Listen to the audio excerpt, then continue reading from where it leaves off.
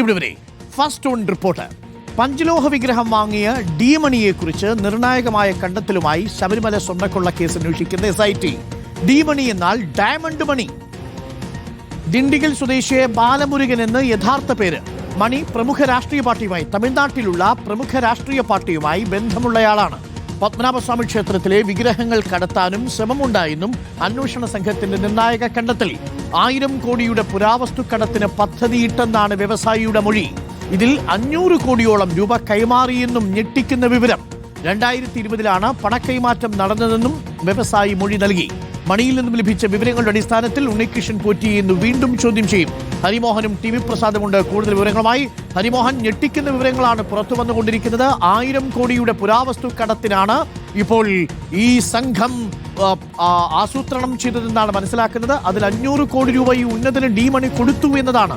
ശബരിമല കൂടാതെ തിരുവനന്തപുരത്ത് പത്മനാഭസ്വാമി ക്ഷേത്രത്തിലെ വിഗ്രഹങ്ങൾ അടിച്ചുമാറ്റാൻ, പുരാവസ്തുക്കളും അടിച്ചുമാറ്റാൻ പദ്ധതി ഉണ്ടായിരുന്നുവെന്നാണ് മനസ്സിലാക്കുന്നത്. തമിഴ്നാട്ടിലെ ഒരു രാഷ്ട്രീയ പാർട്ടിയുമായി അടുത്ത ബന്ധമുള്ളയാളാണ് ഈ ഡി മണി എന്നുള്ള വിവരവും ഇപ്പോൾ പുറത്തു വരികയാണ്. കൂടുതൽ ഉന്നതരിലേക്ക് കൂടുതൽ ദുരൂഹമായ ഒരു കേസായിട്ട് ഇത് മാറുകയാണോ ഹരി? തീർച്ചയായിട്ടും അരുൺ, അന്വേഷണ സംഘത്തെ സംബന്ധിച്ച് ഇത് കൂടുതൽ മാനങ്ങൾ ഇതിന് കൈവരികയാണ്. ഒരു അന്തർ സംസ്ഥാന ബന്ധം SIT നേരത്തെ തന്നെ ഉറപ്പിച്ചിരുന്നു. പക്ഷേ ഒരു രാജ്യാന്തര ബന്ധം, അതിനെക്കുറിച്ചുള്ള ചില സംശയങ്ങൾ മാത്രമായിരുന്നു, അല്ലെങ്കിൽ ഹൈക്കോടതിയുടെ ചില പരാമർശങ്ങൾ മാത്രമായിരുന്നു SITയുടെ മുൻപിലുണ്ടായിരുന്നു. ആ പരാമർശങ്ങളിന്മേൽ അന്വേഷണം നടത്താൻ വേണ്ടിയുള്ള തയ്യാറെടുപ്പ് മാത്രമായിരുന്നു SIT നടത്തിയത്. പക്ഷേ ഇപ്പോൾ രാജ്യാന്തര പുരാവസ്തു തട്ടിപ്പ് സംഘവുമായിട്ട് വളരെ അടുത്ത ബന്ധമുള്ള ഡി മണി എന്ന് പറയുന്ന തമിഴ്നാട് ഡിണ്ടിഗൽ സ്വദേശിയായിട്ടുള്ള വ്യക്തി ഇതിനകത്ത് ഇടപെട്ടിട്ടുണ്ടോ എന്നുള്ള ചില സംശയങ്ങൾ, അത് ഊട്ടിയുറപ്പിക്കുന്ന തരത്തിലുള്ള ചില മൊഴികൾ, വിവരങ്ങളൊക്കെ തന്നെ SITക്ക് ലഭിക്കുന്നു എന്നുള്ളതാണ്. അതായത് 2019 കാലത്ത് തുടങ്ങിയ ഒരു പദ്ധതി, അതായത് 1000 കോടി രൂപയോളം വരുന്ന ഒരു പുരാവസ്തു തട്ടിപ്പാണ് കേരളത്തിൽ ഇവർ ആസൂത്രണം ചെയ്തത് എന്നുള്ളതാണ് മനസ്സിലാക്കാൻ സാധിക്കുന്നത്. അതിൽ 500ഓളം കോടി രൂപ ഈ ഉന്നതന്, അതായത് ശബരിമലയുമായി ബന്ധപ്പെട്ട് കേരളത്തിലെ ഈ പുരാവസ്തു തട്ടിപ്പ് സംഘവുമായി ബന്ധമുള്ള ഒരു ഉന്നതനായ വ്യക്തിക്ക് ഇതിനോടകം തന്നെ, അല്ലെങ്കിൽ ആ സമയത്ത് ഡി മണി കൈമാറിയിരുന്നു. അത് ഡിണ്ടിഗലിൽ നിന്ന് വാഹനത്തിലാണ് ആ പണം, വാഹനം നിറയെ ആ പണം കൊണ്ടുവന്ന് നൽകി എന്നുള്ളതാണ്. ഇതിനകത്ത് ഏറ്റവും പ്രധാനപ്പെട്ട കാര്യം എന്ന് പറയുന്നത് ഈ ഉന്നതനും പോറ്റിയും ഡി മണിയും മാത്രമായിരുന്നു ഈ പണക്കൈമാറ്റത്തിനും വിഗ്രഹ കൈമാറ്റത്തിനും തിരുവനന്തപുരത്ത് ഉണ്ടായിരുന്നത്. പക്ഷേ അത് എവിടെ വെച്ചാണ് ഈ പ്രവാസി വ്യവസായി കണ്ടത് എന്നുള്ള കാര്യത്തിൽ ഏറെക്കുറെ ഒരു വ്യക്തത വരുന്നു എന്നുള്ളതാണ്. അതായത് ഈ പുരാവസ്തു തട്ടിപ്പ് സംഘം ഈ കാര്യങ്ങളെല്ലാം തന്നെ ഈ പറയുന്ന പ്രവാസി വ്യവസായി, അതായത് ഈ പ്രവാസി വ്യവസായി എന്ന് പറഞ്ഞാൽ സൗദിയിലൊക്കെ ആന്റി കളക്ഷൻ, അതായത് ഈ പുരാവസ്തുവുമായി ബന്ധപ്പെട്ടുകൊണ്ട് ചില കച്ചവടങ്ങളൊക്കെ നടത്തിയിരുന്ന ആളാണ്. അത്യാവശ്യം നല്ല രീതിയിൽ സാമ്പത്തികം ഉണ്ടായിരുന്ന ആളാണ്. അപ്പോൾ അതുകൊണ്ട് തന്നെ ഇയാളുമായി ഇവർ സംസാരിക്കുകയും നേരിട്ട് കാണുകയും ഒക്കെ ചെയ്തിട്ടുണ്ട്. ഡിണ്ടിഗലിലെ ഒരു വീട്ടിൽ വെച്ച്, അത് ഡി മണിയുടെ വീടല്ല, മറിച്ച് ഇവരുമായി സംഘവുമായി ബന്ധപ്പെട്ട ഒരു വീട്ടിൽ വെച്ച് ഇവർ തമ്മിൽ സംസാരിക്കുകയുണ്ടായി. അങ്ങനെ സംസാരിക്കുന്ന ആ ഘട്ടത്തിൽ ആ വീട്ടിൽ വെച്ച് തന്നെ ഇതിനകത്ത് ഒരു വിഗ്രഹം തുണി മൂടിയ നിലയിൽ ഈ പ്രവാസി വ്യവസായി കണ്ടു എന്നുള്ളതാണ് അയാൾ SITക്ക് നൽകിയിട്ടുള്ള മൊഴി. ആ കാര്യം അയാൾ വീണ്ടും ആവർത്തിച്ച് SITയോട് പറയുകയുമുണ്ടായി. അങ്ങനെയാണ് ഈ പറയുന്ന വിഗ്രഹം അത് കേരളത്തിൽ നിന്ന് കൊണ്ടുവന്നതാണ് എന്ന് ഡി മണിയിൽ നിന്ന് ഈ പ്രവാസി വ്യവസായി അറിയുന്നത്. ഇയാൾക്ക് ഇതിനെക്കുറിച്ച് തെളിവുകളൊന്നും നൽകാനില്ല. പക്ഷേ SITക്ക് മുൻപിൽ ഇപ്പോൾ ഉള്ളത് ഡി മണി എന്ന് പറയുന്ന പേര്, അങ്ങനെ ഒരാളുണ്ട്, അല്ലെങ്കിൽ അങ്ങനെ വെളിപ്പേരുള്ള ഒരാളുണ്ട്. ബാലമുരുകൻ എന്ന് പറയുന്ന പുരാവസ്തു തട്ടിപ്പ് സംഘവുമൊക്കെയായി ഒരുപാട് ക്രിമിനൽ കേസുകൾ, പ്രത്യേകിച്ച് മനുഷ്യക്കടത്തൊക്കെയായി ബന്ധപ്പെട്ട് കേസുകൾ പേരിലുള്ള ഒരു വ്യക്തിയുണ്ട് എന്നുള്ള കാര്യം SIT സ്ഥിരീകരിച്ചിരിക്കുന്നു. അപ്പോൾ പ്രവാസി വ്യവസായി പറഞ്ഞ മൊഴിക്കകത്ത് എന്തൊക്കെയോ കഴമ്പുണ്ട്. അത് മുഴുവൻ പൊള്ളയല്ല, അല്ലെങ്കിൽ തെളിവില്ലാത്ത വെറും ഉണ്ടയില്ല വെടിയല്ല എന്നുള്ളത് SITക്ക് ബോധ്യപ്പെട്ടു. അതിന്റെ അടിസ്ഥാനത്തിലാണ് ചെന്നൈയിൽ എത്തുകയും ചെന്നൈയിൽ ഡി മണിയെക്കുറിച്ച് കൂടുതൽ അന്വേഷിക്കുകയും അങ്ങനെയാണ് ഒരു രാഷ്ട്രീയ പാർട്ടിയുമായി ബന്ധമുള്ള ആളാണ്, ജയലളിതയുടെ അടുപ്പക്കാരാണ് ഈ ഡി മണിയെ ഉണ്ണികൃഷ്ണൻ പോറ്റിക്ക്, ഈ പ്രവാസി വ്യവസായിക്ക് പരിചയപ്പെടുത്തി കൊടുക്കുന്നത് തുടങ്ങിയ കാര്യങ്ങളൊക്കെ തന്നെ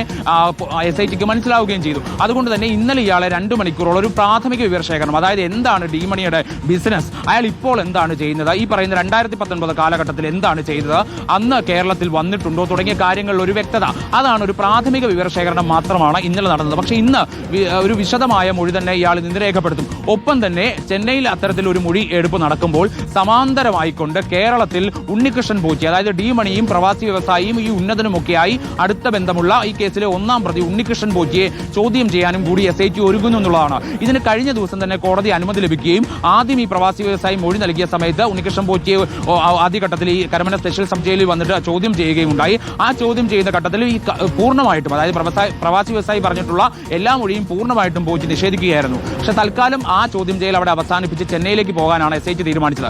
ഇന്ന് വീണ്ടും കൂടുതൽ തെളിവുകൾ, കൂടുതൽ കണ്ടെത്തലുകളുടെ അടിസ്ഥാനത്തിൽ പോറ്റി ആദ്യം പറഞ്ഞത് നുണ തന്നെയാണ്. കൃത്യമായി പോറ്റിക്ക് ഇവരുമായി ബന്ധമുണ്ട്. പക്ഷേ ആ ബന്ധം എന്താണ് എന്നുള്ളത് പോറ്റിയിൽ നിന്ന് തന്നെ അറിയേണ്ടതുണ്ട്. അതിന്റെ അടിസ്ഥാനത്തിലാണ് ഇന്ന് ജയിലിലെത്തിക്കൊണ്ട് കോടതിയുടെ അനുമതി പ്രകാരം ഇന്ന് SIT പോറ്റിയെ ചോദ്യം ചെയ്യാൻ ഒരുങ്ങുന്നത് എന്നുള്ളതാണ്. ഒരു വശത്ത് ഡീമണിയും മറ്റൊരു വശത്ത് പോറ്റിയും ഉണ്ടെങ്കിൽ കൂടുതൽ കാര്യങ്ങൾ അറിയാൻ കഴിയും. അതുകൊണ്ടാണ് സമാന്തരമായ ആ ചോദ്യം ചെയ്യൽ നടത്താൻ വേണ്ടി SIT ഉദ്ദേശിച്ചിരിക്കുന്നത്. മാത്രമല്ല ഈ പറയുന്ന തുക, അതായത് 1000 കോടി രൂപയുടെ പദ്ധതിയും അതിൽ 500 കോടി രൂപയെ ഇതിനോടകം തന്നെ കൈമാറി എന്ന് പറയുമ്പോൾ പോലും ആ പണക്കൈമാറ്റം ഈ വാഹനത്തിൽ കൊണ്ടുവന്ന് പണം കൈമാറുന്ന വാഹനത്തിൽ എത്ര കോടി രൂപ ഉണ്ടായിരുന്നു എന്നുള്ള കാര്യത്തിലൊക്കെ ഈ പ്രവാസി വ്യവസായി പറഞ്ഞ കാര്യങ്ങൾ മാത്രമേ SITക്ക് അറിയുകയുള്ളൂ. അതിന്റെ ചില ചിത്രങ്ങൾ മാത്രമാണ് പങ്കുവച്ചുള്ളൂ. ആ ചിത്രങ്ങൾ വെച്ച് പരിശോധിക്കുമ്പോൾ അത് ചെറിയ തുകയല്ല, അത് കോടിക്കണക്കിന് രൂപ വരും. അന്ന് 2000 രൂപയുടെ നോട്ടുകെട്ടുകളാണ് അതിനകത്ത് നിറയെ ഉണ്ടായിരുന്നത്. അത് കൈമാറുകയും ചെയ്തു. ഉന്നതനടക്കം ആ പണം വാങ്ങുകയും ചെയ്തു. തിരുവനന്തപുരത്ത് ഒരു ഹോട്ടലിൽ വെച്ചാണ് കൈമാറിയത്. അങ്ങനെ അതിന്റെ വിവരങ്ങളൊക്കെ SIT ഒരു വശത്തെ ശേഖരിച്ചു വരികയാണ്. അരുൺ, ഓക്കെ, നമുക്കിപ്പം TV പ്രസാദ് കൂടിയുണ്ട്. TV പ്രസാദ്, നമ്മൾ ഇതുവരെ കേട്ടത് 40 പവന്റെയോ 50 പവന്റെയോ ഒക്കെ സ്വർണം കടത്തി എന്ന മട്ടിലായിരുന്നു, അല്ലെങ്കിൽ പരമാവധി 2-2.5 കിലോ വരെയൊക്കെ സ്വർണം കടത്തിക്കൊണ്ടുപോകാം എന്നതായിരുന്നു പ്രാഥമികമായി നമ്മൾ സംശയിച്ചിരുന്നത്. എന്നാൽ അതുക്കും മേലെയുള്ള വലിയൊരു തട്ടിപ്പാണ് ഇപ്പോൾ നടന്നിരിക്കുന്നതെന്നാണ് മനസ്സിലാക്കുന്നത്. പഞ്ചലോഹ വിഗ്രഹങ്ങൾ ശബരിമലയിൽ നിന്ന് മാത്രമല്ല, അവർ പദ്ധതിയിട്ടിരുന്നത് അങ്ങ് പത്മനാഭസ്വാമി ക്ഷേത്രത്തിൽ നിന്ന് പോലും സാധനങ്ങൾ അടിച്ചു മാറ്റാൻ അവർക്ക് പ്ലാൻ ഉണ്ടായിരുന്നു എന്നുള്ള വിവരമാണ് പുറത്തു വരുന്നത്. ഇപ്പോൾ ഇതാ ഒരു തമിഴ്നാട്ടിലുള്ള ഒരു രാഷ്ട്രീയ കക്ഷിയുമായി അടുത്ത ബന്ധമുള്ളയാളാണ് ബാലമുരുകൻ എന്നുള്ള വിവരം വരുന്നു. കൂടുതൽ ആളുകളിലേക്ക് ചെന്ന് കയറുകയാണ്. നമ്മൾ ഈ തുടങ്ങിയെടുത്തല്ല ഇപ്പോൾ നിൽക്കുന്നത്. അതുക്കും മേലെ അന്വേഷണം പോകുന്നു. അതുക്കും മേലെയുള്ള ആളുകൾ ഇതിലേക്ക് വരുന്നു. ഒരു അന്താരാഷ്ട്ര മാഫിയെ തന്നെ സംശയിക്കേണ്ടി വരുന്ന സാഹചര്യത്തിലേക്ക് കാര്യങ്ങൾ നീങ്ങുകയാണോ? കാര്യങ്ങൾ അടുത്ത ഘട്ടത്തിലേക്ക് എത്തിയോ TV പ്രസാദ്? ഉറപ്പായും അരുൺ, അതായത് ശബരിമലയിലെ നമ്മൾ റിപ്പോർട്ട് ചെയ്ത് തുടങ്ങിയ അല്ലെങ്കിൽ കേസെടുത്ത് അന്വേഷണം തുടങ്ങിയ ദ്വാരപാലക വിഗ്രഹങ്ങളിലെ സ്വർണ്ണമോഷണവും അതുപോലെ തന്നെ കട്ടിളപ്പടിയിലെ സ്വർണ്ണമോഷണവും ഈ ശൃംഖലയുടെ വലിയ പദ്ധതിയിൽ ഒരു ഭാഗം മാത്രമായിരുന്നു എന്നതിലേക്കാണ് ഇത് പോകുന്നത് എന്നുള്ളത് തന്നെയാണ്. അതായത് ഈ പറയുന്ന ഏതെങ്കിലും 1-2 കിലോ സ്വർണം ലക്ഷ്യമിട്ടുകൊണ്ടുള്ള ഒരു ഇടപാടല്ല ഇതിനകത്ത് നടന്നത്. പുരാതന മൂല്യം ലക്ഷ്യം വെച്ചുകൊണ്ട് വിശ്വാസത്തിന്റെ പേര് പറഞ്ഞുകൊണ്ടുള്ള ഒരു തട്ടിപ്പ് തന്നെയാണ് ഇതിൽ നടന്നത് എന്നുള്ളതാണ്. ഇതിൽ ഒരു സ്വർണ്ണ കച്ചവടം അല്ലെങ്കിൽ സ്വർണ്ണ മറിക്കൽ എന്നതിലെല്ലാം ഉപരിയായി വിഗ്രഹക്കടത്തിന്റെ സാധ്യതയിലേക്കാണ് ഇപ്പോൾ അന്വേഷണം പോകുന്നത്. അതിന്റെ തെളിവിലേക്കാണ് പ്രത്യേക അന്വേഷണ സംഘം എത്തുകയും ചെയ്യുന്നത്. ഇനി ഒരുപക്ഷെ മറ്റ് തലങ്ങളിലേക്ക് ഈ അന്വേഷണം പോകാനുള്ള സാധ്യതയുമുണ്ട്. രാജ്യം കടന്നുള്ള ഇടപാടുകളാണെങ്കിൽ സ്വാഭാവികമായി മറ്റ് ദേശീയ ഏജൻസികൾ ഈ കേസിൽ പിടിമുറുക്കാനുള്ള സാധ്യതയുമുണ്ട്. മാത്രവുമല്ല, നമ്മൾ സംശയിച്ചതുപോലെ ഈ A. പത്മകുമാറോ N. വാസുവോ അല്ലെങ്കിൽ കേരളത്തിലെ ഏതെങ്കിലും തട്ടിപ്പുകാരോ ഉദ്യോഗസ്ഥരോ മാത്രമല്ല ഇതിൽ കണ്ണികളായിട്ടുള്ളത് എന്നതാണ്. ഓരോ സ്ഥലങ്ങളിലും ഓരോ ക്ഷേത്രങ്ങളിലും അവർ ഓരോ ടീമിനെ വീതം ഉപയോഗപ്പെടുത്തിയോ എന്ന രീതിയിലേക്കെല്ലാം ഇനിയിപ്പോൾ അന്വേഷണം പോകേണ്ടി വരും. തിരുവനന്തപുരത്തെ പത്മനാഭസ്വാമി ക്ഷേത്രം ഉൾപ്പെടെ അവർ ലക്ഷ്യം വെച്ചിട്ടുണ്ടെങ്കിൽ സംസ്ഥാനത്തെ പല പ്രമുഖമായ ക്ഷേത്രങ്ങളുമുണ്ട്. അവിടുത്തെ പഞ്ചലോഹ വിഗ്രഹങ്ങളടക്കം അവർ ലക്ഷ്യം വെച്ചിട്ടുണ്ടെങ്കിൽ ഈ പറയുന്ന പ്രത്യേക അന്വേഷണ സംഘത്തിന് അതിലേക്കൊക്കെ കയറാൻ കഴിയുമോ എന്ന കാര്യത്തിലും പ്രശ്നമുണ്ട്. ശബരിമലയിലെ ദേവസ്വം ബോർഡിന്റെ ബെഞ്ചാണ് ഈ പറയുന്ന പ്രത്യേക അന്വേഷണ സംഘം രൂപീകരിച്ചുകൊണ്ട് ഉത്തരവിറക്കിയത്.